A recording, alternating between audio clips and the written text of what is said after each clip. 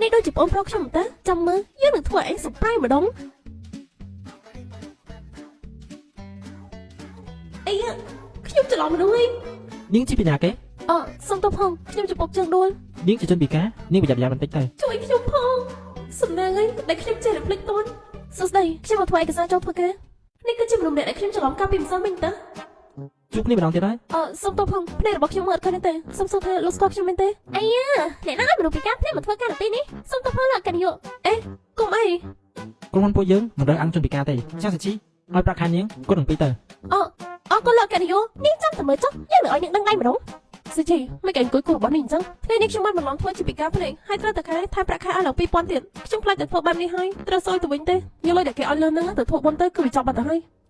មែនហើយមិនក៏ខ្ញុំនឹងមិនឃើញបែបនេះបើសិនជាឯងពិតជាចង់ធ្វើបុណ្យមែននោះឯងអាចបរិច្ចាគទូរស័ព្ទរបស់ឯងមកឲ្យខ្ញុំមកអេកុំមកនិយាយញ៉ៃស្មានមិនដល់ថានាងគឺជាជនពិការទេក៏ប៉ុន្តែវាអសពិតជាលឿនមែនគឺវាខ្លាចទៅជាទម្លាប់របស់ខ្ញុំទៅហើយហ៊ានយកមកអត់នៅមកលោកកញ្ញាផងចាំតែមើលទៅខ្ញុំនឹងឲ្យគូរបស់នាងចេញផ្កាតែម្ដងចាំមើលនាងតាក់ទងលោកកញ្ញាយ៉ាងម៉េចទៀតស្មានតែយើងមើលមិនឃើញមែនទេពិតជាគួរអស់សម្លាញ់មែនចាក់នាងឲ្យស្លាប់ទៅមើលគ្មានអីទេខ្ញុំគ្រាន់តែស្អកកតែប៉ុណ្ណោះយ៉ាងម៉េចអញ្ចឹងចុះប្រទេសរបស់ខ្ញុំណែណាអីចាំសាជីនាងចង់ស្លាប់មែនទេលោកកញ្ញាចាំសាជីនាងធ្វើបាបខ្ញុំមុននឹងប្រទេសនេះគឺនៅលើកៅអីរបស់នាងទេចាំមិនបានជាឥឡូវវាមកលើតើនាងដាក់នៅកន្លែងខ្ញុំធ្វើអីតើនាងចង់ធ្វើបាបខ្ញុំមែនទេ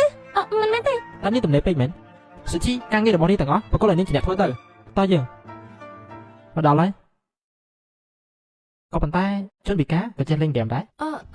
អ្នកណាថាពិការភ្លេចមិនអាចលេងហ្គេមមែនខ្ញុំភ្លេចថាខ្ញុំនៅមើលឃើញតិចដែរខ្ញុំជប់និយាយហើយខ្ញុំទុកចាស់លេងហ្គេមហី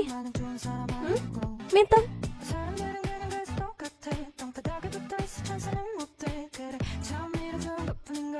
ធ្វើយ៉ាងម៉េចទៅអាកញ្ញាគាត់ធ្វើល្អដល់ខ្ញុំយ៉ាងនេះបើសិនជាគាត់ដឹងថាខ្ញុំកុហកគាត់ទៅស្អែកទៅធ្វើការខ្ញុំនឹងប្រាប់ការពិតទៅគាត់បើនេះខ្វាក់អញ្ចឹងកុំចេញពីផ្ទះអីនាំតែលំបាកដល់គេទេអេ